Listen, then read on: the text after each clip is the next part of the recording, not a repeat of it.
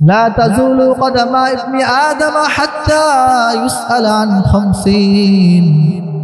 কিয়ামতের কঠিন ময়দানে 5টা প্রশ্নের উত্তর দেওয়া ব্যতীত কোনো বনি আদম এক কদম সামনে অগ্রসর হইতে পারবে না।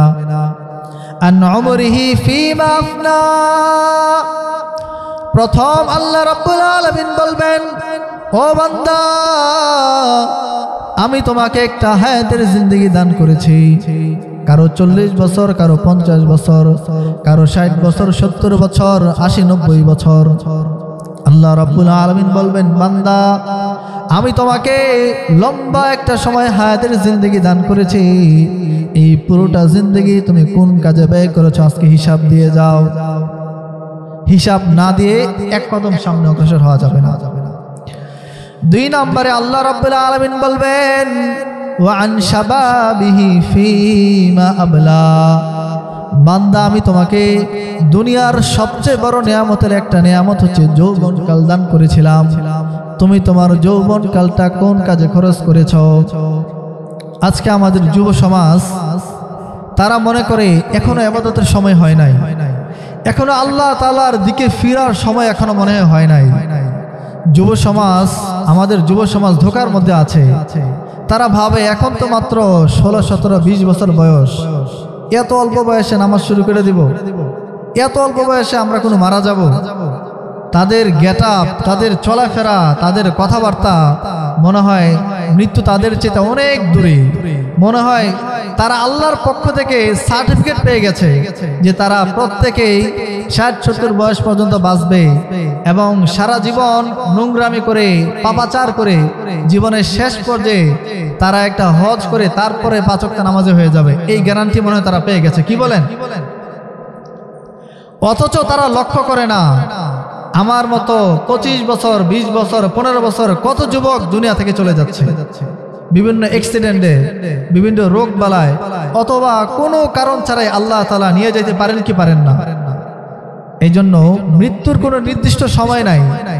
আমাদের যুব সমাজ ধোকার মধ্যে আছে। তারা ভাবে এখনো নামাজ শুরু করব না, এখন এত অল্প বয়সে দাড়ি রাখলে মুরব্বি দেখা যাবে, সামনে বিয়ে শাদী করি, দাদা হই, নানা হই, এত অল্প বয়সে দাড়ি রাখা যায়, কেমন কেমন জানি লাগে। এগুলো সম্পূর্ণ শয়তানের ধোঁকা। আমি আপনি ধোঁকার মধ্যে আছি। আল্লাহ তাআলা কাল কিয়ামতের কঠিন ময়দানে প্রশ্ন করবেন, আন শাবাবিহি ফীমা আবলা। বান্দা, তোমাকে যৌবনকাল দান করেছিলাম, যৌবনকাল তুমি কোন কাজে খরচ করেছো? 3 নাম্বার এবং 4 নাম্বার আল্লাহ তাআলা বলবেন, ওয়া আন মালিহি মিন আইনা ইকতাসাবাহু ওয়া ফীমা আনফাকাহু।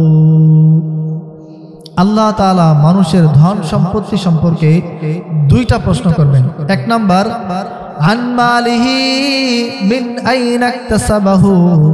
আল্লাহ তাআলা বলবেন, বান্দা, তুমি যে দুনিয়ার মধ্যে এত সুন্দর বাড়ি বানাইলা, এত সুন্দর সুন্দর গাড়িতে চড়তা, এত টাকা পয়সা তুমি দুনিয়াতে খরচ করছো, এগুলা কোন খাত থেকে উপার্জন করছো? এগুলো কি হালাল নাকি হারাম? দুনিয়ার মধ্যে আমাদেরকে তো সম্পদশালীদেরকে কেউ জিজ্ঞাসা করতে সাহস পায় না যে আপনার টাকা কোত্থেকে আনছেন। কিন্তু আল্লাহ তাআলার কাছে জবাব না দিয়া এক কদম সামনে যাওয়া যাবে? এটা কি কোনো দুনিয়ার সাধারণ আমাদের কোর্ট কাছারি নাকি? দুনিয়ার কোর্ট কাছারির মধ্যে মিথ্যা সাক্ষী দেওয়া যায়। বেশি ক্ষমতা থাকলে, বেশি টাকা পয়সা থাকলে সিদ্ধান্ত পরিবর্তন হইতে বেশি সময় লাগে না। কিন্তু আল্লাহ তাআলা এমন এক জুল জালাল ইজ্জতের মালিক, আল্লাহ তাআলা এমন এক বাদশার বাদশা যে আল্লাহ তাআলার সামনে মিথ্যা বলার কল্পনাও করা যাবে না। একজন বিখ্যাত আলেম আছে বাংলাদেশের, আবু তাহের আল মিসবাহ। আবু তাহের মিসবাহ সাহেব, উনি একটা কথা বলেন যে ভাই, উপলক্ষের পিছনে পড়ে লক্ষ্যকে হারায়ও না। আমাদের ওয়াজ মাহফিলের মেন লক্ষ্য হচ্ছে যেন মানুষ হেদায়েত পেতে পারে। এছাড়া কোনো উদ্দেশ্য আছে বলেন তো? সবাই যারা ওয়াজ মাহফিলের আয়োজন করায়, যারা দ্বীনি প্রোগ্রাম করায়, সকলের উদ্দেশ্য থাকে এখানে অনেক নারী পুরুষ আসবে, অনেক বয়সের মানুষ আসবে, তারা যেন এই কোরআনের কথাগুলো শুনে, এই হাদিসের ভাষাগুলো শুনে, এইগুলো যেন আমল করে তারা দ্বীনের পথে চলতে পারে। এখন আমরা যদি কথাগুলো শুনে আমল না করি, তাহলে এই শোনার জন্য আমল না করার জন্য আমাদেরকে আল্লাহর কাছে জবাবদিহিতা করা লাগবে কি লাগবে না বলেন তো? আমি একটা হাদিস তেলাওয়াত করেছি, এই হাদিসের মধ্যে হযরত ইবনে মাসউদ রাদিয়াল্লাহু তাআলা থেকে হাদিসটা বর্ণিত। عن ابن مسعود رضي الله تعالى عنه قال قال رسول الله صلى الله عليه وسلم لا تزول قدم ابن آدم حتى يسأل عن خمس আল্লাহর হাবিব সাল্লাল্লাহু আলাইহি ওয়াসাল্লাম বলেন لا تزول قدم ابن آدم حتى يسأل عن خمس কাল কিয়ামতের কঠিন ময়দানে কোন একটা বনি আদম 5টা প্রশ্নের উত্তর দেওয়া পর্যন্ত এক কদম সামনে অগ্রসর হইতে পারবে না। কিয়ামতের ময়দান কত কঠিন ময়দান। হাদিসের মধ্যে আছে আমরা আজকে যেখানে বসবাস করি জমিনের মধ্যে, মাটির মধ্যে, মাটির প্রকৃতি হচ্ছে ঠান্ডা, মাটি একেবারেই ঠান্ডা, অনেক রোদ, সারাদিন রোদ্র উঠলে মাটি যদি গরম হয় সন্ধ্যার সময় আবার ঠান্ডা হয়ে যায়। মাটি গরম হইতে অনেক সময় লাগে। মাটির প্রকৃতি হচ্ছে ঠান্ডা। আর তামা বা পিতল, এই তামা বা পিতল এটা এমন একটা পদার্থ, এটা যদি একবার গরম হয় এটা ঠান্ডা হইতে অনেক সময় লাগে। কাল কিয়ামতের কঠিন ময়দানে আমাদের মাটির নিচে যেই পদার্থটা থাকবে সেটা হচ্ছে তামা। এবং আমাদের সূর্য এত লক্ষ মাইল দূরে, তারপরও আজকে তো খুব বেশি ডিগ্রি না, মাত্র 33 ডিগ্রি সেলসিয়াস, তারপরও কি গরম লাগতেছে। অথচ সূর্য এত লক্ষ মাইল দূরে এবং আমাদেরকে আলো দিচ্ছে উল্টা পিঠে। সূর্য যে আসল পাওয়ার সেটা দিয়ে দিচ্ছে না। এখন একটু চিন্তা করুন, এই সূর্য যদি আসল পিঠে আমাদেরকে তাপ দেয়, তীব্রতা দেয়, এবং সূর্য যদি হয় আমাদের মাত্র 1 হাত উপরে, এবং আমাদের নিচের জমিনটা যদি হয় তামার, তাহলে কিয়ামতের ময়দানটা মনে হয় একেবারে ইজি। কি বলেন? নাকি অত্যন্ত কঠিন? হাদিসের মধ্যে আছে কিয়ামতের ময়দান এমন কঠিন, যারা বদকার তারা মনে করবে জাহান্নামের চাইতেও বেশি কঠিন হচ্ছে কিয়ামতের ময়দান, এবং তারা ফরিয়াদ করবে, আল্লাহ দরকার হয় আপনি জাহান্নামে দিয়ে দেন, তারপরে এখান থেকে বের করেন। আর আল্লাহ রাসূল সাল্লাল্লাহু আলাইহি ওয়াসাল্লাম বলছেন লা তাজুলু কদামা ইবনি আদম হাত্তা ইউসআল আন খামসিন। কিয়ামতের কঠিন ময়দানে 5টা প্রশ্নের উত্তর দেওয়া ব্যতীত কোনো বনি আদম এক কদম সামনে অগ্রসর হইতে পারবে না। আন উমরিহি ফীমা আফনা। প্রথম আল্লাহ রাব্বুল আলামিন বলবেন, ও বান্দা, আমি তোমাকে একটা হায়াতের জিন্দেগি দান করেছি। কারো 40 বছর, কারো 50 বছর, কারো 60 বছর, 70 বছর, 80-90 বছর। আল্লাহ রাব্বুল আলামিন বলবেন, বান্দা, আমি তোমাকে লম্বা একটা সময় হায়াতের জিন্দেগি দান করেছি। এই পুরোটা জিন্দেগি তুমি কোন কাজে ব্যয় করেছো আজকে হিসাব দিয়ে যাও। হিসাব না দিয়ে এক কদম সামনে অগ্রসর হওয়া যাবে না। 2 নম্বরে আল্লাহ রাব্বুল আলামিন বলবেন, ওয়া আন শাবাবিহি ফীমা আবলা। বান্দা, আমি তোমাকে দুনিয়ার সবচেয়ে বড় নিয়ামতের একটা নিয়ামত হচ্ছে যৌবনকাল দান করেছিলাম। তুমি তোমার যৌবনকালটা কোন কাজে খরচ করেছো?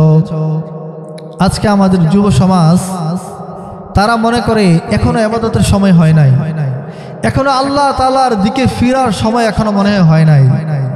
যুব সমাজ, আমাদের যুব সমাজ ধোকার মধ্যে আছে।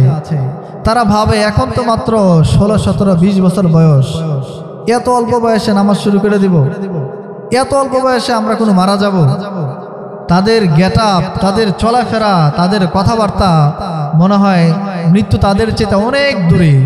মনে হয় তারা আল্লাহর পক্ষ থেকে সার্টিফিকেট পেয়ে গেছে যে তারা প্রত্যেকেই 60-70 বয়স পর্যন্ত বাঁচবে এবং সারা জীবন নোংরামি করে, পাপাচার করে জীবনের শেষ পর্যায়ে তারা একটা হজ করে তারপরে 5 ওয়াক্ত নামাজে হয়ে যাবে। এই গ্যারান্টি মনে হয় তারা পেয়ে গেছে। কি বলেন? অথচ তারা লক্ষ্য করে না আমার মতো 25 বছর 20 বছর 15 বছর কত যুবক দুনিয়া থেকে চলে যাচ্ছে বিভিন্ন অ্যাক্সিডেন্টে, বিভিন্ন রোগ বালায়, অথবা কোনো কারণ ছাড়াই আল্লাহ তাআলা নিয়ে যেতে পারেন কি পারেন না। এই জন্য মৃত্যুর কোনো নির্দিষ্ট সময় নাই। আমাদের যুব সমাজ ধোকার মধ্যে আছে। তারা ভাবে এখনো নামাজ শুরু করব না, এখন এত অল্প বয়সে দাড়ি রাখলে মুরব্বি দেখা যাবে, সামনে বিয়ে শাদী করি, দাদা হই নানা হই, এত অল্প বয়সে দাড়ি রাখা যায়, কেমন কেমন জানি লাগে। এগুলো সম্পূর্ণ শয়তানের ধোঁকা। আমি আপনি ধোঁকার মধ্যে আছি। আল্লাহ তাআলা কাল কিয়ামতের কঠিন ময়দানে প্রশ্ন করবেন, আন শাবাবিহি ফীমা আবলা। বান্দা, তোমাকে যৌবনকাল দান করেছিলাম, যৌবনকাল তুমি কোন কাজে খরচ করেছ? 3 নাম্বার এবং 4 নাম্বার আল্লাহ তাআলা বলবেন, ওয়া আন মালিহি মিন আইনা ইকতাসাবাহু ওয়া ফীমা আনফাকাহু। আল্লাহ তাআলা মানুষের ধন সম্পত্তি সম্পর্কে 2টা প্রশ্ন করবেন। 1 নাম্বার, আন মালিহি মিন আইনা ইকতাসাবাহু। আল্লাহ তাআলা বলবেন, বান্দা, তুমি যে দুনিয়ার মধ্যে এত সুন্দর বাড়ি বানাইলা, এত সুন্দর সুন্দর গাড়িতে চড়তা, এত টাকা পয়সা তুমি দুনিয়াতে খরচ করছো, এগুলা কোন খাত থেকে উপার্জন করছো? এগুলো কি হালাল নাকি হারাম? দুনিয়ার মধ্যে আমাদেরকে তো সম্পদশালীদেরকে কেউ জিজ্ঞাসা করতে সাহস পায় না যে আপনার টাকা কোত্থেকে আনছেন। কিন্তু আল্লাহ তাআলার কাছে জবাব না দিয়া এক কদম সামনে যাওয়া যাবে? এটা কি কোনো দুনিয়ার সাধারণ আমাদের কোর্ট কাছারি নাকি? দুনিয়ার কোর্ট কাছারির মধ্যে মিথ্যা সাক্ষী দেওয়া যায়। বেশি ক্ষমতা থাকলে, বেশি টাকা পয়সা থাকলে সিদ্ধান্ত পরিবর্তন হতে বেশি সময় লাগে না। কিন্তু আল্লাহ তাআলা এমন এক জুল জালাল ইজ্জতের মালিক, আল্লাহ তাআলা এমন এক বাদশার বাদশা যে আল্লাহ তাআলার সামনে মিথ্যা বলার কল্পনাও করা যাবে না। এজন্য দুনিয়ার মধ্যে আমি আপনি অনেক সম্পদ উপার্জন করি গোপনে, বিভিন্ন হারাম পন্থায়, কেউ জিজ্ঞাসা করে না, কেউ জানে না। আমার সম্পত্তির প্রভাবে, আমার ক্ষমতার প্রভাবে আমাকে জিজ্ঞাসা করতে পারে না। কিন্তু আল্লাহ তাআলা বলছেন, ওয়া আন মালিহি মিন আইনা ইকতাসাবাহু। আল্লাহ তাআলা বলবেন, বান্দা, সম্পদ কোন খাত থেকে উপার্জন করছো? আজকে প্রত্যেকটা কাটায় কাটায় হিসাব দেওয়া যাইতে হবে। এরপরে প্রশ্ন করবেন, ওয়া ফীমা আনফাকাহু। বান্দা, তুমি যে মাল উপার্জন করেছো, এই মাল কোন খাতে খরচ করেছো? উপার্জন যদি হালাল হয় আর আমাদের খরচের যে হালখাতা, খরচের যে লিস্টি, ওইটা যদি হারাম হয়, এটার হিসাব আল্লাহর কাছে দেওয়া যাইতে হবে। কষ্ট করে টাকা উপার্জন করছেন, এই টাকা যদি হারাম কাজের মধ্যে লাগায় দেয়, অনেক যুব সমাজ আজকে সারাদিন রাজমিস্ত্রি করে রিক্সা চালায়, টাকা উপার্জন করে, সন্ধ্যার সময় খেলার মধ্যে বাজি লাগায় টাকা নষ্ট করে দেয়। এই টাকার হিসাব আল্লাহর কাছে দিতে হবে। এই যে বর্তমানে অনলাইনে বেটিং সিস্টেম, শত শত নয় লক্ষ লক্ষ যুবক, লক্ষ লক্ষ নারী পুরুষ এই বেটিং এর মধ্যে টাকা লাগায় তাদের টাকাগুলোকে ধ্বংস করে দিতেছে।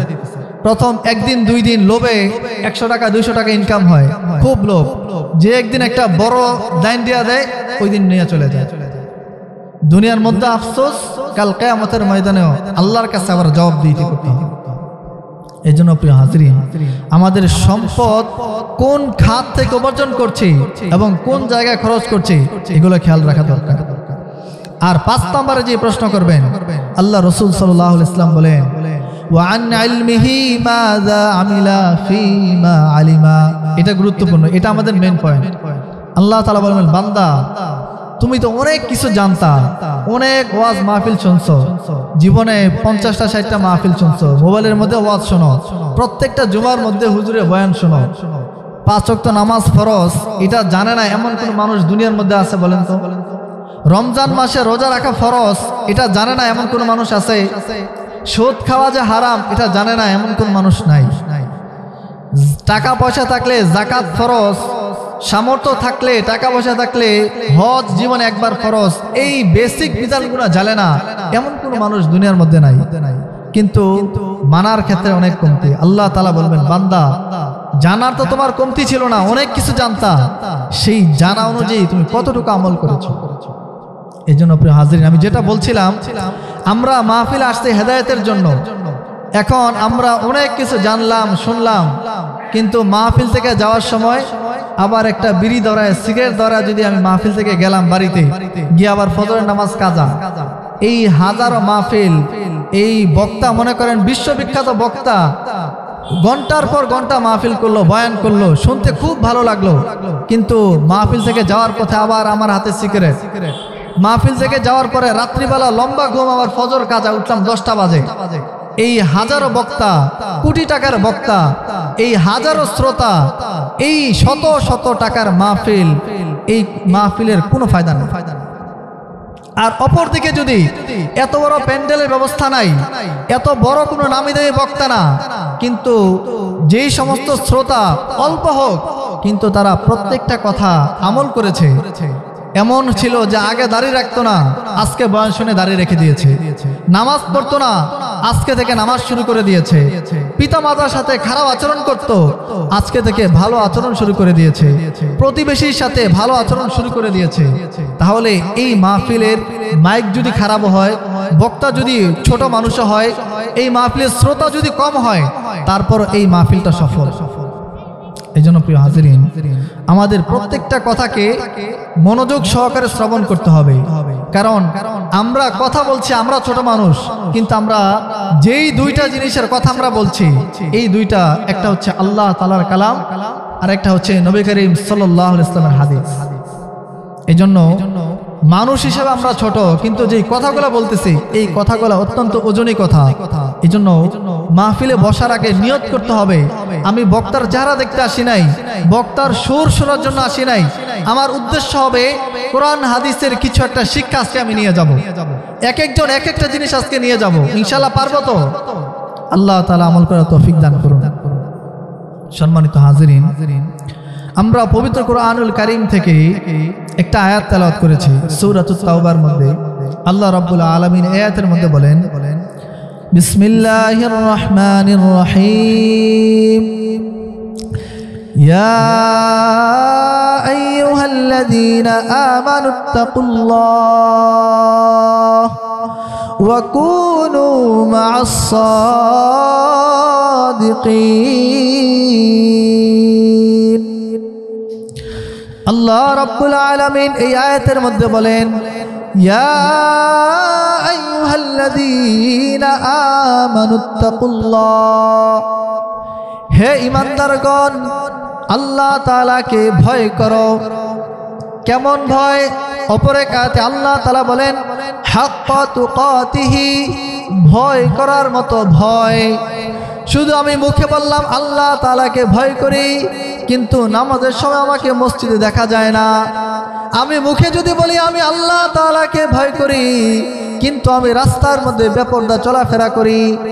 আমি মুখে বলি আল্লাহ তাআলাকে ভয় করি, কিন্তু আমি মুরব্বীদেরকে সম্মান করতে পারি না।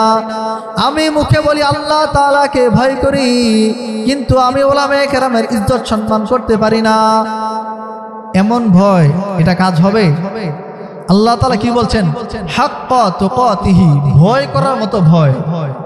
একজন সাধারণ মানুষকে যদি কেউ ভয় করে, তার সামনে কথা বলতে পর্যন্ত তার কাঁপাকাঁপি শুরু হয়ে যায়, তার সামনে কোনো একটা খারাপ কাজ করা তো প্রশ্নই আসে না।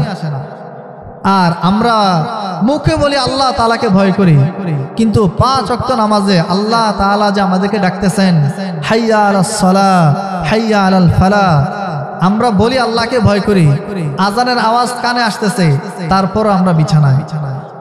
আজানের আওয়াজ কানে আসতেছে, তারপরও আমাদের মা বোনের রান্নাঘরে কাজ করতেছে।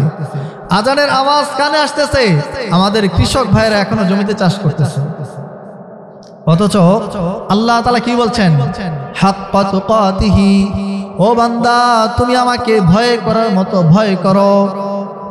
আচ্ছা, এখন আল্লাহ তাআলা এই আয়াতের দ্বিতীয় অংশ বলছেন, ওয়া কুনু মা'আস সাদিকিন, বান্দা তুমি শুধু আমাকে ভয় করবা, ভয় করার সাথে আরো একটা কাজও লাগবে, সেটা হচ্ছে কুনু মা'আস সাদিকিন, তোমাকে নেককার মানুষদের সাথে উঠা বসা করতে হবে। এই যে এই দুইটা আদেশ আল্লাহ তাআলা বলছেন, এই দুইটা একটা আরেকটার পরিপূরক। একটু সহজ ভাষায় বলি, একজন মানুষ সে যদি অনেক দিনদার পরেজগার মুত্তাকি হয়, কিন্তু তার চলাফেরা, তার ফ্রেন্ড সার্কেল বা তার বন্ধু বান্ধব তারা যদি হয় বদকার, তারা যদি হয় বেনামাজি, তারা যদি হয় সুদখোর ঘুষখোর, তারা যদি হয় নেশাদ্রব্য পানকারী, একজন ভালো মানুষ খারাপ হইতে বেশি সময় লাগবে না। কি কথা ঠিক কিনা বেঠিক? অনেক মানুষ এমন আছে যারা বিভিন্ন সময় তাবলিগের চিল্লা দেওয়ার পরে দেখা যায় বাড়িতে আসলে সুন্দর নামাজ পড়ে, দাড়ি রেখে দেয়, কিন্তু আবার যখন তাদের সে পুরনো সাথী যারা বেনামাজি, যারা বিড়ি সিগারেট খায়, যারা নামাজের সময় নামাজ পড়ে না, তাদের সাথে আবার চলা উঠা বসা হয়, তাদের এই 40 দিনের আমল সম্পূর্ণ শেষ হয়ে যায়।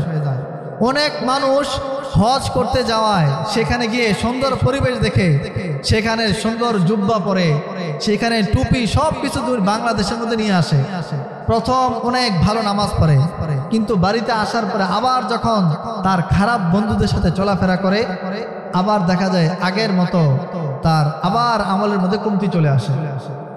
তাহলে বোঝা গেল একজন মুত্তাকি মানুষ, একজন আল্লাহকে ভয় করে এমন মানুষ, সে যদি খারাপ মানুষের সঙ্গে তার উঠা বসা হয়, এই ভালো মানুষটা খারাপ হতে বেশি সময় লাগে না। অনেক হাফেজে কোরআন আছে, দেখবেন মাদ্রাসা থেকে হেফজ করে বাড়িতে আসার পরে খারাপ বন্ধুদের সাথে চলাফেরা করে, মোবাইলের সাথে সময় দেয়, মাদ্রাসায় ঠিক মতো যায় না। তারপরে দেখা যায় এই হাফেজে কোরআন এই 30 পারা কোরআন সম্পূর্ণ তারা ভুলে যায় এবং তারা দ্বীনের যে সঠিক পথ, এই পথ থেকে বিচ্যুতি হয়ে যায়, কারণ তাদের সঙ্গ খারাপ। বাংলা একটা প্রবাদ আছে, সৎ সঙ্গে স্বর্গবাস, অসৎ সঙ্গে সর্বনাশ। এজন্য আল্লাহ তাআলা বলছেন, বান্দা তুমি আমাকে ভয় করো এবং ভালো মানুষের সাথে তোমার উঠা বসা বাড়াও। আমরা যদি ভালো মানুষের সাথে উঠা বসা করি, তাহলে ভালো মানুষের কিছু না কিছু একটা সৎ গুণ এটা আমার সাথে চলে আসবে। আল্লাহ রাসূল সাল্লাল্লাহু আলাইহি ওয়াসাল্লাম হাদিসের মধ্যে বলেন, মাসালুল জালিসিল সালিহি ওয়াস সুই কাহামিলিল মিসকি ওয়া নাফিখিল কির। হাদিসটা বুঝেন। আল্লাহ রাসূল সাল্লাল্লাহু আলাইহি ওয়াসাল্লাম বলেন যে ভালো বন্ধু এবং খারাপ বন্ধুর উদাহরণ হলো, ভালো বন্ধুর উদাহরণ হলো আতর বিক্রেতার মতো। আচ্ছা, আতর বিক্রেতার মতো মানে বুঝলাম না তো হুজুর। মনে করেন আপনার বন্ধু যদি আতর বিক্রেতা হয়, আপনি যদি তার সাথে উঠা বসা করেন, তার দোকানে আপনার আসা যাওয়া, এখন আপনার বন্ধু হিসাবে সে চাইলে আপনাকে একটু আতর ফ্রি তো লাগাই দিতে পারে, পারে কি পারে না? বন্ধু মানুষ এটা দিতেই পারে। আচ্ছা, যদি বন্ধু আতর নাও দেয়, তারপরে অন্য কাউকে যখন আতর লাগাই দিবে, ওই আতরের ঘ্রাণ আপনি দোকানে থাকলে পাবেন কি পাবেন না? আল্লাহ রাসূল বলছেন ভালো বন্ধুর উদাহরণ হলো আতর বিক্রেতার মতো। অর্থাৎ আতর বিক্রেতা সে যদি আপনাকে ফ্রিতে আতর নাও দেয়, অন্য কাউকে আতর বিক্রি করার সময় স্যাম্পল যে দেখাবে, সে আতরের সুগন্ধি আপনি এখানে বসে পেয়ে যাবেন। এমনই ভাবে ভালো বন্ধু যারা আছে, একটা নামাজি বন্ধু, একটা মুত্তাকি বন্ধু, তার সাথে যখন আপনি উঠা বসা করবেন, চলাফেরা করবেন, যখন আজান দিলে আপনার বন্ধু নামাজে যাবে, আপনি 1 দিন 2 দিন 3 দিন না যেতে পারবেন, 4 দিন বলবে আমার সাথে উঠা বসা নামাজে যায়, আর আমি কত বড় গাফেল, আমি এখানে চায়ের দোকানে বসে আছি। এজন্য ভালো বন্ধুর উদাহরণ হলো আতর বিক্রেতার মতো। ভালো বন্ধু যদি নামাজ পড়ে, আমি যদি তার সাথে চলাফেরা করি, আমি 2-3 দিন তার সাথে চলাফেরা করলে আমার আস্তে আস্তে মন চাবে তার সাথে একটু নামাজে যাই, তার সঙ্গে একটু ভালো কাজ করে দেখি, সে তো ভালো ভালো কাজ করে। আর অপর দিকে খারাপ বন্ধু, আল্লাহ রাসূল বলেন কান্নাফিখিল কির। খারাপ বন্ধুর উদাহরণ হলো কামারের দোকানের যে জ্বলন্ত আংরা আছে, এই আংরার নেই। কামারের দোকান চিনেন তো, যারা দা বটি লোহা দিয়া বানায়, তাদের দোকানে যদি আপনি বসেন, আল্লাহ রাসূল বলেন হয়তো এই দোকানের আগুনের তাপ বা আগুনের আংরা এগুলো ছিটে তোমার কাপড় চোপড় পুড়ায় দিবে, অথবা যদি আংরা নাও ছিটে, তাহলে এই আগুনের উত্তাপ এবং এই ছাই এগুলার কারণে তোমার জামা কাপড় নোংরা হয়ে যাবে। কথা ঠিক না ভাই? ঠিক বলেন তো। আমরা যদি কামারের দোকানে আধা ঘন্টা বসে থাকি, হয়তো দেখবেন তার কোনো একটা আংরা ছিটা আমাদের কাপড়ে লেগে কাপড় পুড়ে গেছে। এটা যদি নাও হয়, আধা ঘন্টা এই দোকানে থাকলে এই যে দোকানের যে ধোঁয়া আছে, এই দোকানে যে ছালি আছে এগুলোর কারণে আমাদের জামা কাপড় নোংরা হয়ে যাবে না?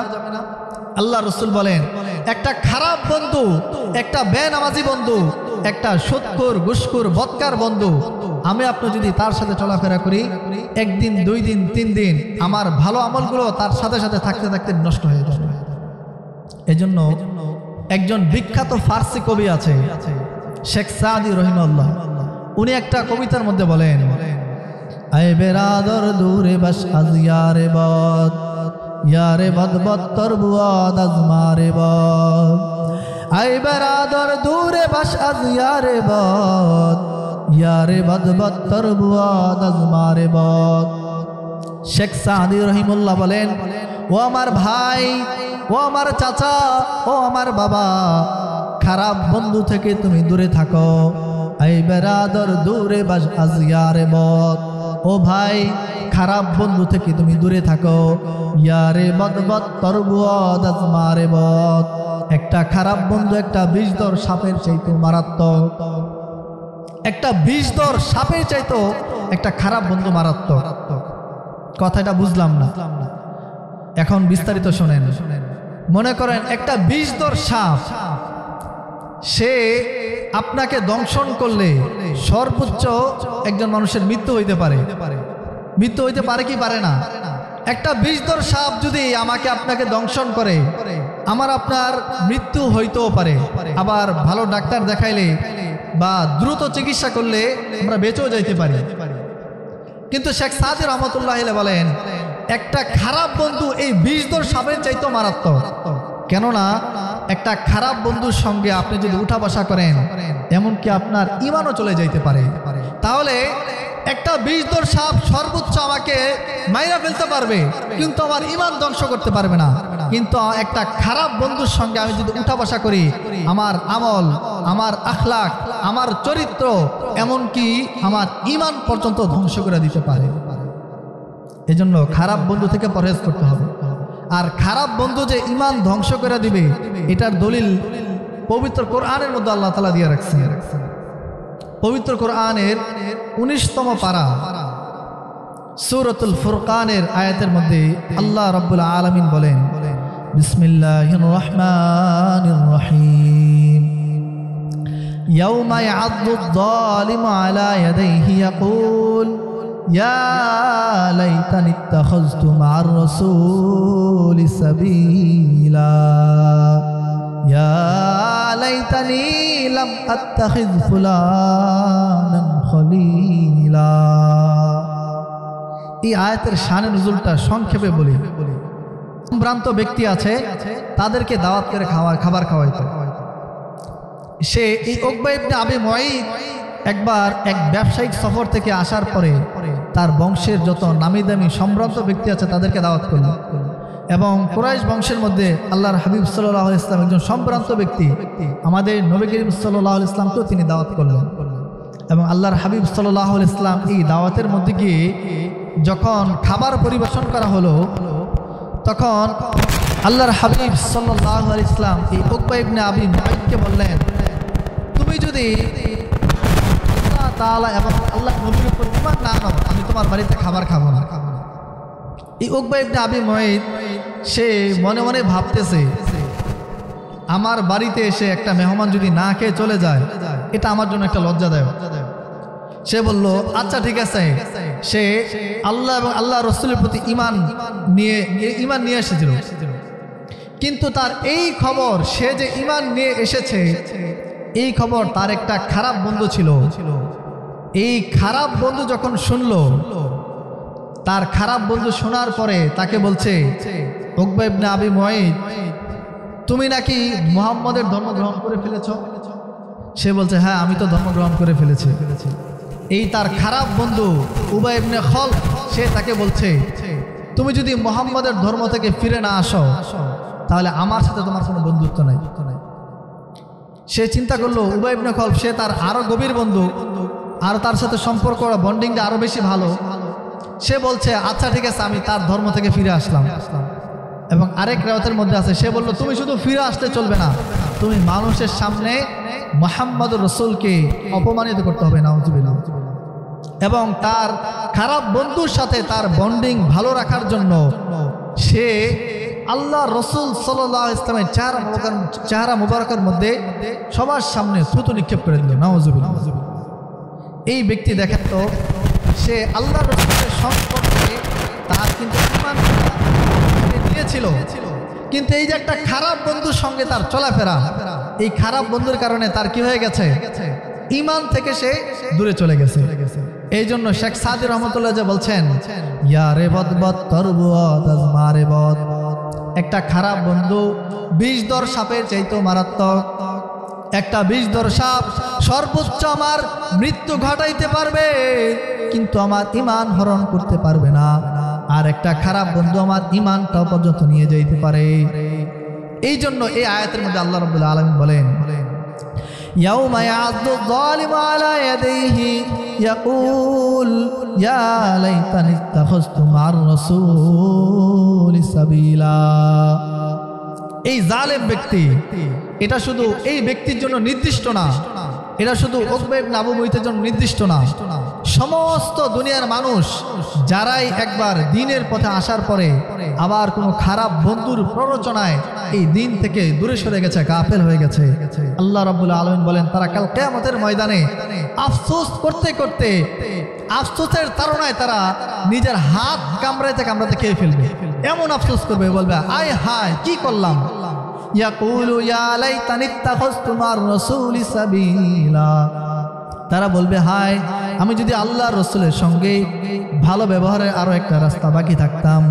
ইয়া লাইতানি লাম আত্তাখিজ ফুলানান খলিলা, হায় আমি যদি দুনিয়ার মধ্যে ওই খারাপ বন্ধুকে বন্ধু হিসেবে গ্রহণ না করতাম। এই জন্য প্রিয় হাজরিন, আমরা আমাদের উঠা বসা চলাফেরা, আমাদের ফ্রেন্ড সার্কেল, এগুলাকে খুব বাছাই করে বন্ধু বানাইতে হবে।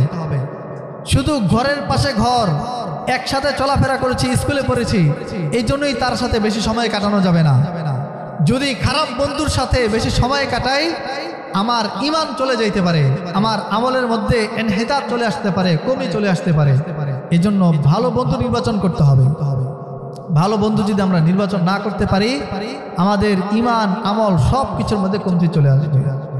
আমাদের মা বোনেরা তারা যদি পাড়া প্রতিবেশীর সাথে, যাদের সাথে চললে বেশি বেশি গীবত হয়, যাদের সাথে চললে শুধু পরনিন্দা হয়, তাদের সাথে উঠা বসা চলাফেরা সম্পূর্ণ বন্ধ করে দিতে হবে।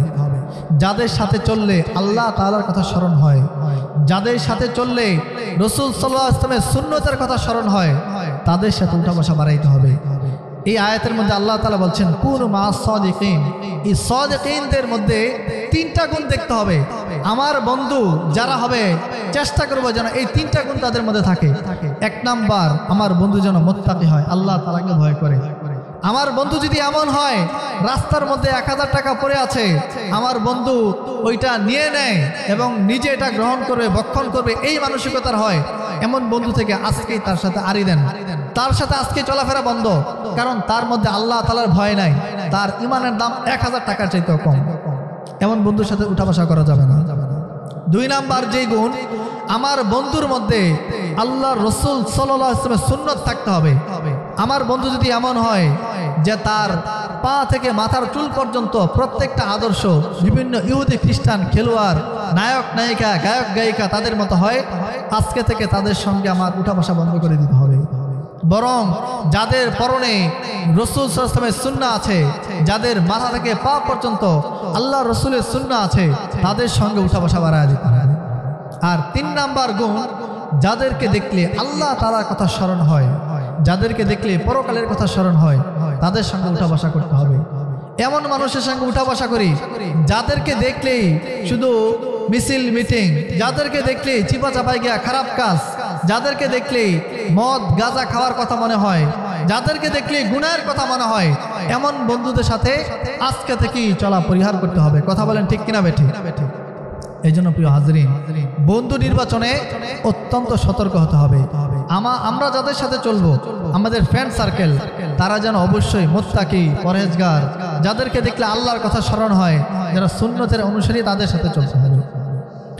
আরেক আয়াতের মধ্যে আল্লাহ রাব্বুল আলামিন বলেন, বিসমিল্লাহির রহমানির রহিম, ওয়া'লামু আন্নামা আমওয়ালুকুম ওয়া আওলাদুকুম ফিতনা। সংক্ষেপে বলে দিচ্ছি, আল্লাহ রাব্বুল আলামিন বলছেন ওয়া'লামু, আল্লাহ তাআলা একটু সতর্ক করছেন, এই মনোযোগ দাও, ভালো করে শোনো, আন্নামা আমওয়ালুকুম ওয়া আওলাদুকুম ফিতনা, বান্দা তোমাদের ধন সম্পদ এবং সন্তান সন্ততি এগুলো তোমাদের জন্য পরীক্ষা শুরু। আমাদের যে ধন সম্পদ, আমাদের যে সন্তান সন্ততি এগুলো আমাদের জন্য পরীক্ষা শুরু। আল্লাহ তাআলা বনি আদমকে সন্তান দান করেন, এটা দুনিয়ার মধ্যে আমানত, পরীক্ষা শুরু। আল্লাহ তাআলা কাউকে সন্তান দিয়ে পরীক্ষা করেন, আবার কাউকে সন্তান না দিয়ে পরীক্ষা করেন। এজন্য সন্তান যদি আমরা সঠিকভাবে পরিচালনা করতে পারি, এই সন্তানের মৃত্যুর পরেও আল্লাহ রাসূল হাদিসের মধ্যে বলেন, ইযা মাতাল ইনসান ইনকাতা আনহু আমালু ইল্লা মিন সালাস, যখন মানুষ দুনিয়া থেকে ইন্তেকাল করে চলে যায় তার আমল নামা, আমলের খাতা সম্পূর্ণ বন্ধ হয়ে যায়। কিন্তু তিনটা কাজ এমন আছে, তিনটা আমল এমন আছে মৃত্যুর পরেও এগুলা আমল জারি থাকে। এক নাম্বার সাদাকাতুন জারিয়া, কেউ যদি এমন সদকা করে যেগুলা অনেক লম্বা সময় প্রবাহমান থাকবে। একটা মসজিদে দান করলো, একটা মানুষের জন্য একটা অজুখানা বানায় দিল, যতদিন পর্যন্ত এই মসজিদে নামাজ হবে, যতদিন এই অজুখানায় অজু করবে, এই ব্যক্তি দুনিয়া থেকে মৃত্যুবরণ করলো, তার প্রত্যেকটা আমলের অংশ মৃত্যুর কবরে বসে সে পেতে থাকবে। দুই নাম্বার ওয়ালাদুন সালিহুন ইয়াদউ লাহু, আল্লাহ রাসূল বলেন একটা মানুষ যদি একটা নেক সন্তান দুনিয়ার মধ্যে রেখে যায়, এই মানুষ দুনিয়ার মধ্যে মৃত্যুবরণ করার পরে সমস্ত আমল বন্ধ হয়ে গেল। এই নেক সন্তান যখন তার পিতামাতার জন্য দোয়া করবে, পিতামাতার জন্য কোরআন তেলাওয়াত করবে, পিতামাতার জন্য দান সাদাকা করবে, এই প্রত্যেকটা নেক আমলের একটা অংশ পিতামাতা কবরের মধ্যে বসে বসে পাবে। এই জন্য আল্লাহ তাআলা বলছেন, বান্দা তোমাদের সন্তান সন্ততি এগুলো তোমাদের জন্য পরীক্ষা শুরু। ভালো কাজে যদি সন্তানদেরকে রেখে যেতে পারো, তোমার মৃত্যুর পরও এই সন্তানের ভালো কাজের প্রতিদান তুমি পাবা। আচ্ছা, আর যদি খারাপ সন্তান দুনিয়াতে রেখে যায়, ভালোটার প্রতিদান নিব, খারাপটা নিব না, এটা তো হতে পারে না, এটা তো ইনসাফ না। দেখেন আল্লাহর হাবিব সাল্লাল্লাহু আলাইহি ওয়াসাল্লাম একটা হাদিসের মধ্যে অত্যন্ত ধমক দিয়ে একটা কথা বলেছেন। আল্লাহর হাবিব সাল্লাল্লাহু আলাইহি ওয়াসাল্লাম বলেন, সালাসাতুন ক্বাদ হারামাল্লাহু আলাইহিল জান্নাহ, আল্লাহ তাআলা, আল্লাহ রাসূল সাল্লাল্লাহু আলাইহি ওয়াসাল্লাম বলেন, তিন ধরনের ব্যক্তি যাদের জন্য আল্লাহ তাআলা জান্নাতকে হারাম করে দিয়েছেন। জান্নাত হারাম মানে কি? জান্নাতে যাইতে পারবে না, কখনোই যাইতে পারবে না। দেখেন একটু মনোযোগ দিয়ে শুনবেন যে এই তিন ধরনের ভিতরে আমি আপনি আছে কিনা। যদি থাকি আজকে থেকে এগুলো সংশোধন করতে হবে। আল্লাহ রাসূল সাল্লাল্লাহু আলাইহি ওয়াসাল্লাম বলেন, এক নাম্বার মুদমিনুল খামরি, নেশা জাতীয় দ্রব্য সেবনকারী।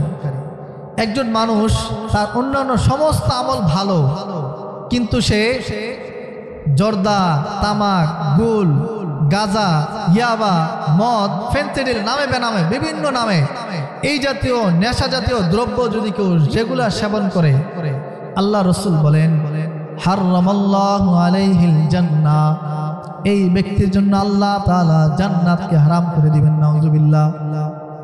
এই বদভ্যাস আমাদের যাদের মধ্যে আছে আজকে থেকে পরিহার করুন। পান খান, সুপারি চন্দিয়া খান, জর্দা খাওয়ার দরকার নাই, গুল খাওয়ার দরকার নাই। আর এর চাইতে যেগুলো আরো মারাত্মক, এগুলো তো প্রশ্নই আসে না। নাউযুবিল্লাহ। দুই নাম্বার আল্লাহ রাসূল বলেন আল-আক্কু লিওয়ালিদাইন, পিতামাতার নাফরমানি যারা করে। একজন মানুষ সে অনেক আমলদার, অনেক পরহেজগার, মানুষের সামনে তার সুনামের কোনো অভাব নাই, নামাজ পড়তে পড়তে কপালে কর পড়ে গেছে, প্রতি বছর হজ করতে যায়, শত শত মানুষকে যাকাতের শাড়ি পোশাক দান করে, কিন্তু তার পিতামাতা তার প্রতি অসন্তুষ্ট, পিতামাতার সাথে সে ভালো আচরণ করতে পারে না। আল্লাহ রাসূল বলেন হারামাল্লাহু আলাইহিল জান্নাহ, এই ব্যক্তি যত ভালো আমল করুক, যত নেক কাজ করুক, এই ভালো আমল নেক কাজ কোনো কাজে আসবে না। যদি পিতামাতার সাথে তার আচরণ খারাপ হয়, পিতামাতা যদি তার উপর অসন্তুষ্ট হয়, আল্লাহ রাসূল বলেন হারামাল্লাহু আলাইহিল জান্নাত, এই ব্যক্তির জন্য জান্নাত আল্লাহ তাআলা হারাম করে দিয়েছেন। নাউজুবিল্লাহ। এজন্য পিতামাতা যাদের বেঁচে আছে, এটা আল্লাহ তাআলার অনেক বড় একটা নেয়ামত। আল্লাহ তাআলার পিতামাতা যাদের বেঁচে আছে, চেষ্টা করতে হবে যেন পিতামাতার খেদমত করে জান্নাত কামাইবার তৌফিক দান করুন। সকলে বলেন আমিন।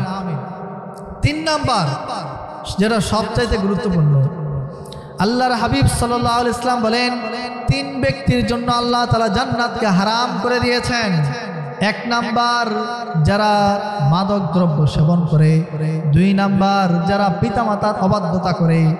3 নাম্বার আদ-দাইয়ুস। 3 নাম্বার হচ্ছে দাইয়ুস। এখন বলেন হুজুর দাইয়ুস তো চিনি না, দাইয়ুস কারে বলে? আল্লাহ রাসূল সাল্লাল্লাহু আলাইহি ওয়াসাল্লাম বলছেন আল্লাযী ইয়াকরু আলা আহলিহিল খাবাস। দাইয়ুস হচ্ছে ওই ব্যক্তি যে ব্যক্তির অধীনস্থ, দাইয়ুস হচ্ছে ওই সমস্ত অভিভাবক, ওই সমস্ত গার্ডিয়ান, ওই সমস্ত পিতামাতা যাদের অধীনস্থ ছেলে মেয়ে অথবা স্ত্রী তারা ফাহেশাভাবে, বেপরদাভাবে অথবা স্পষ্ট হারাম কাজে চলাফেরা করে, কিন্তু পিতামাতা তাদেরকে বাধা প্রদান করে না। মনে করেন আমার প্রাপ্তবয়স্ক কন্যা সন্তান ঘরের মধ্যে আছে, আমার কন্যা সন্তান স্কুলে যায়, কলেজে যায়, মাথার সবগুলো চুল রাস্তার মধ্যে ছেড়ে হিজাব নিকাব ছাড়া স্কুলে কলেজের মধ্যে যায়।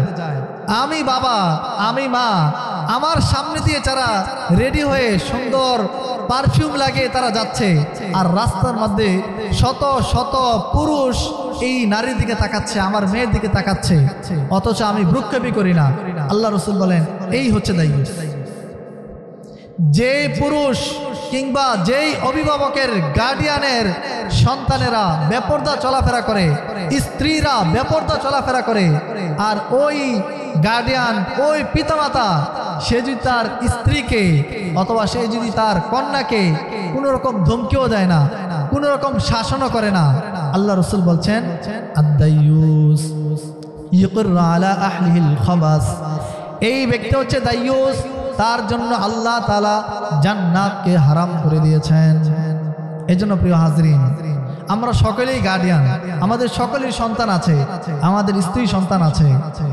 এখন আমাদের স্ত্রী সন্তান তারা যদি বেপরদায় চলে, আমাদের যুবক ছেলে আমার নিজের টাকা দিয়ে, একজন বাপের টাকা দেয়া ইন্টারনেট কিনে, ওয়াইফাই বিল দিয়ে আমি আপনি এই ঘরে নামাজ পড়ি, আপনি নামাজ পড়েন, আর আপনার সন্তান, আপনার ছেলে মেয়ে সারা রাত্র মোবাইলের মধ্যে বিভিন্ন নাজায়েজ ভিডিও দেখে ফজরের নামাজ না পড়ে ঘুমায়, আর আপনি নামাজে যান, ফজরের নামাজে যান, সারা রাত্র ভালো কাজ করেন, কিন্তু আপনার ঘরের সন্তানকে একটা ডাকও দিতে পারেন না, একবার একটা ধমকও দিতে পারেন না। আল্লাহ রাসূল বলেন এই ব্যক্তি যত আমল করুক, যত বেশি সুন্নতের পাবন্দ হোক, যদি সে তার সন্তানকে, যদি সে তার স্ত্রীকে দ্বীনের পথে চালানোর জন্য সে ধমক না দেয়, সে ওয়াইদ না করায়, এই ব্যক্তি হচ্ছে দাইয়ুস। এবং আল্লাহ রাসূল বলেন হারামাল্লাহু আলাইহিল জান্নাহ, এই ব্যক্তির জন্য আল্লাহ তাআলা জান্নাতকে হারাম করে দিয়েছেন। এই জন্য আমরা সকলেই গার্ডিয়ান, আমাদের অধীনস্থ আমাদের ছেলে মেয়ে স্ত্রী সন্তান আছে, তারা আমাদের সামনে স্কুল কলেজে যায়, তারা যে এই যে একটা গেঞ্জি পরে মেয়েরা, আল্লাহ রাসূল সাল্লাল্লাহু আলাইহি ওয়াসাল্লাম বলছেন যে সমস্ত ব্যক্তিদের উপর জান্নাত হারাম, তার মধ্যে 1 নম্বর, আরেকটা হচ্ছে ওই সমস্ত নারী যারা পুরুষের বেশভূষা ধারণ করেছে। এখন গেঞ্জি এবং জিন্সের প্যান্ট এগুলো তো নারীদের পোশাক না, এগুলো পুরুষদের পোশাক। এখন আমি বাবা, আমার মেয়ে বাড়িতে জিন্স পরে চলাফেরা করে, বাড়িতে গেঞ্জি পরে চলাফেরা করে, আমি কেমন আত্মমর্যাদাহীন বাবা, আমার মেয়েকে আমি একটা ধমক দিতে পারি না? আমাদের অথচ কর্তব্য ছিল আমার মেয়েকে ছোটবেলা থেকে হিজাব নিকাবের মধ্যে তাদেরকে পরিচালনা করা, নামাজের প্র্যাকটিস দেওয়া। আল্লাহর হাবিব সাল্লাল্লাহু আলাইহি ওয়াসাল্লাম বলেছেন তোমরা তোমাদের সন্তানদেরকে 7 বছর বয়স থেকে নামাজের জন্য আদেশ করো। মুরু আওলাদাকুম বিসসালাতি ওয়া হুম আবনাউ 7 সিনিন, 7 বছর বয়স থেকে সন্তানদেরকে নামাজের আদেশ করো। ওয়াজরিবুহুম ইযা বালাগু 10, 10 বছর বয়সে কেউ যদি নামাজ না পড়ে সন্তানরা, তাদেরকে প্রয়োজন তোমরা মৃদু শাসন করো, একটু ধমক দাও, কোনোদিন হালকা একটা থাপ্পড় দাও, যাতে নামাজের মধ্যে তার অভ্যস্ত হয়। আর 15 বছর বয়স হয়ে গেলে নামাজের জন্য ছাড় দেওয়ার তো প্রশ্নই আসে না। কিন্তু এখন আমরা আমাদের সন্তানদেরকে এত আদর যত্ন করি, 10-15 বছর 20 বছর হয়ে গেল, নামাজের জন্য এখনো ডাক দিতে মন চায় না। আর ছোট মানুষ ঘুমাক, 7 বছর তো দূরের কথা, 15-20 বছরের সন্তান ঘরের মধ্যে পয়রা ঘুমায়, ডাক দিতে আমরা ইতস্ততা বোধ করি। কত কষ্ট করে জার্নি করে আসছে, একটু ঘুমাক সকালবেলা, মনে করতেছে এই সন্তানের উপর দয়া দেখাইতেছে। অথচ বাস্তবে আপনি আপনার সন্তানের উপর জুলুম করতেছেন।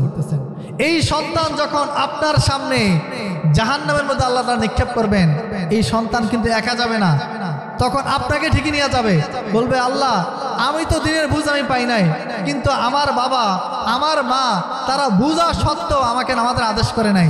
যখন নামাজের আদেশ করছে 15-20 বছর 30 বছর বয়সে আমাকে নামাজের কথা বলে, ততদিনে আমার ভিতরে যত ভালো জিনিস আছে সব নোংরা হয়ে গেছে। আমি খারাপ মানুষের সাথে চলতে চলতে আমার এমন বদভ্যাস হয়ে গেছে, এখন আর নামাজ পড়তে ভালো লাগে না।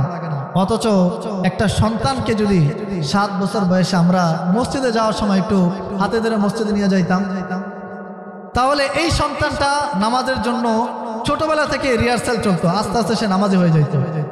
আজকে আমরা যে আমাদের সন্তানদেরকে সকালবেলা ঘুম পাড়ায় রাখি, মনে করি দয়া করতেছি, কত একরাম করতেছি, এই সন্তান আমার আপনার ঘাড়ের মধ্যে পাড়া দিয়ে আগুনের মধ্যে যাবে, তখন কিন্তু আফসোস করতে হবে। তখন এই সন্তান শুধু একা জ্বলবে এমন না, আমাকে আপনাকে গার্ডিয়ানকে সহ নিয়ে জ্বালাই দেবে। এই জন্য প্রিয় হাজরিন, আমাদের যাদের সন্তান আছে, আমরা যারা অভিভাবক আছি, আল্লাহ রাসূল সাল্লাল্লাহু আলাইহি ওয়াসাল্লাম বলছেন যে অভিভাবকদের তার অভিভাবকত্বের প্রত্যেকটা অংশের ব্যাপারে আল্লাহ তাআলা প্রশ্ন করবেন। কোন একটার প্রশ্ন ছাড়া আমরা কেউ সামনে আগায় যাইতে পারবো না। এই জন্য সবাই যার যার দায়িত্বের ব্যাপারে পরিপূর্ণ ওয়াকিফাল থাকতে হবে। আল্লাহ তাআলা আমাদের যাদেরকে গার্ডিয়ান বানাইছেন, যাদেরকে অভিভাবক বানাইছেন, আমরা আমাদের সন্তানদেরকে, আমরা আমাদের স্ত্রীদেরকে, কন্যাদেরকে পর্দার মধ্যে চালানো, দ্বীনের পরিবেশে চালানো, এটা আমাদের উপর একটা বিরাট দায়িত্ব। আল্লাহ তাআলা আমাদের সকলকে আমাদের দায়িত্ব পরিপূর্ণভাবে পালন করার তৌফিক দান করুক এবং জান্নাতে যাওয়ার জন্য, জান্নাত যেই কারণে হারাম হয়ে যায়, মদ পান করা থেকে, পিতামাতার নাফরমানি থেকে এবং নিজের অধীনস্থ সন্তান সন্ততি স্ত্রীদের মধ্যে বেপরদা চলাফেরা, এগুলো থেকে আল্লাহ তাআলা আমাদের সকলকে হেফাজত করুন, আমিন। আল্লাহ তাআলা যে কথাগুলা বলার তৌফিক দান করেছেন, এগুলোর উপর আমাকে